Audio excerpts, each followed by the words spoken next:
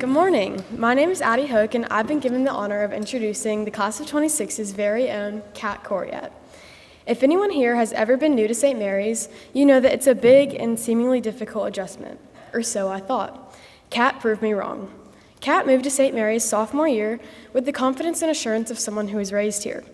She quickly signed up for some of the hardest classes offered and got involved in many St. Mary's extracurriculars, not letting her new environment hold her back from what she wanted to pursue. I've always admired Kat for this. Not only is she a genius in school, at her ripe age of 17, she already knows how to fly a plane. Kat is even a small business owner running her very own nail business. Go follow Nails by Kat 901. And Kat never lost sight of her interests, even when at a new school and away from her familiarity.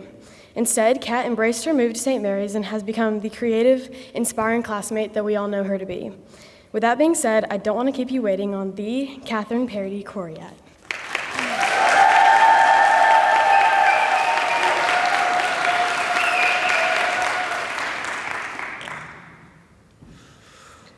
It was the night before the first day of junior year.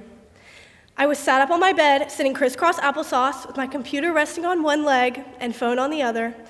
Across my computer screen displayed these 73 AP Chemistry summer work problems, and on the phone line was AP Chem alum and survivor, Claire Dyer.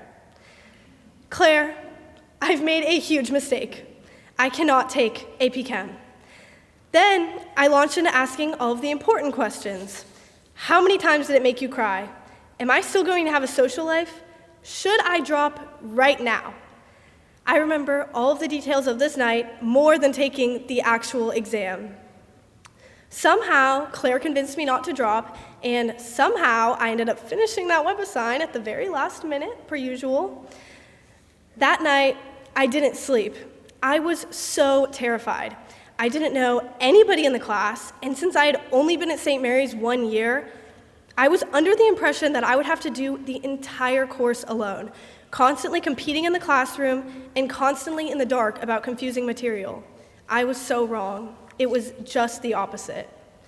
My favorite example of this was during what Miss Dunlap liked to call graded discussions, but really it was just an every man for himself trivia session where to get a completion grade, you had to collect a certain amount of points from answering practically impossible questions. Instead of everyone fighting for points and silently watching each other get questions wrong, we would mouth answers to each other and even write them down and hold them up to make sure that everyone reached the points threshold. And Lily Coggin, this was not an honor code violation. I'm pretty sure. Through all of the Panera work sessions that went into a closing and all of the post-test huddles commonly featuring somebody crying, I felt so supported. This year, I've begun to realize all of the support I experience at St. Mary's.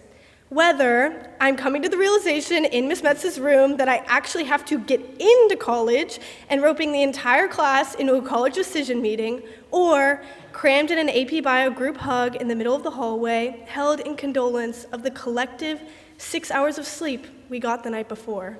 We have truly all been in it together. When I was little, as an only child, I would complain about having to do things alone that kids with siblings would get to share the pain of together. My mom and dad would tell me, "Misery loves company."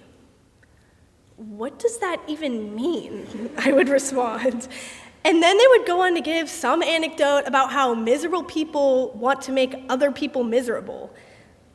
Since coming to St. Mary's, I have come to realize that my boomer parents were right.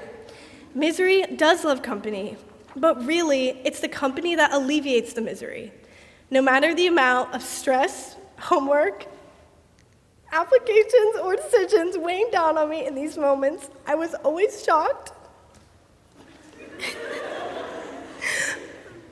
Okay, and could step back to see what the true misery would be if I didn't get to do it with the overwhelming support of these people. I hope that in 9 months, when we are all spread across the country, I will be able to find the same support in company wherever I am. And to my wonderful class of 26, the last 3 years have been everything but miserable, and I will be forever grateful for all of the role models that I have gained in my peers. Thank you.